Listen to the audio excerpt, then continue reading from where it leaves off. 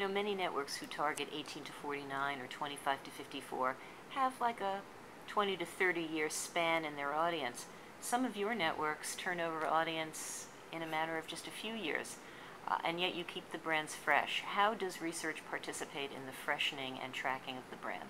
Sure. Well, a lot of it comes back to a commitment from the top, which I find is the key to success as a great research and insights person.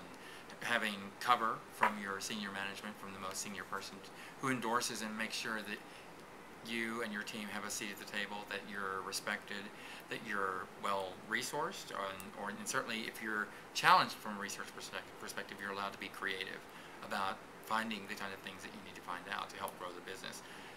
No, we've learned time and time again that none of us can do it alone. The consumer holds the keys to a lot of solutions. They don't hold all the keys, but certainly in terms of like being able to keep the brands fresh by having internal people co-located with the brands who are focused on understanding those insights and translating the data into insights that work for every department. So we're on road shows out to legal and rights and clearances and all different departments, ad sales and whatnot. All those types of things in particular are of value to each of those groups, and so all of that coming together is how it keeps the brands fresh. It's not cordoned off to any single group. It's really a team effort for all of us. So in terms of an MTV, for example, where the audience may turn over every 5, 6, 7 years, are there research techniques that tend to work well in tracking the audience and the changes in the audience through different generations? I think you certainly a great question these days, where there are, of course, the backdrop for everything has changed, and it's important to be responsive and certainly leverage that change for being able to unearth new insights, new methodologies that I feel bring new opportunities to ask new questions. But the one thing that I find that my experience has taught me over time has been that methodologies that really are focused on unearthing people's motivations and their desires and their rituals and things like that which surround behaviors.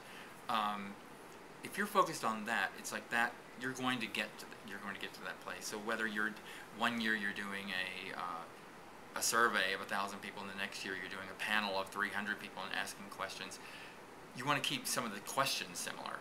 That's what I think is one of the most important things, because all these methodologies are going to come and go and come again, and I think that of course people want to trash focus groups. I've been right in there on the the disdain for them, but I always have felt like ultimately there aren't a lot of other solutions which are any better than focus groups. It's just in how you deploy them. So it's not just going blindly into markets and just doing focus groups.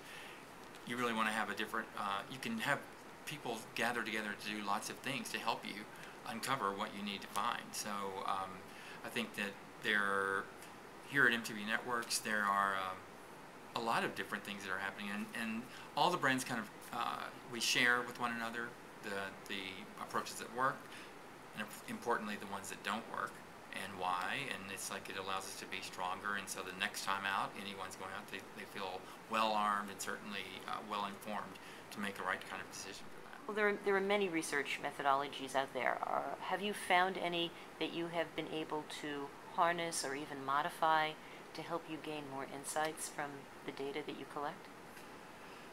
Sure. I would say one that comes to mind is not something I managed. It was something that the team at Spike actually did a few years ago, which was basically to have something called Man Camp, which was basically a gathering together of men for a number of days to basically talk about what it's like to be a man today. And in the conventional form, that could be a brief for focus groups. But in fact, they went to they leased out an old dude ranch and had these guys come there. So it was in a kind of neutral location, a guy's kind of environment, and had had healthy conversations about different aspects of being a man. And that, of course, is of tremendous value, not only for programming, for inspiring programming and marketing, but also helps them to, despite team, to advise and to guide their partners, to help them with new strategies and things like that, and new translations of value. So that's one example. I think for us here in corporate, my team, one of the things that we've done more recently is to look at the tools that we're using and think about, like, do we need something else? Because it's like you can't, one is no longer there's no, when we talk about single source, which is a big thing, big buzz phrase in this industry that people are seeking, I think the single source comes from, at this current time, I believe single source actually comes from whoever is managing the research project, because you're going to need lots of partners.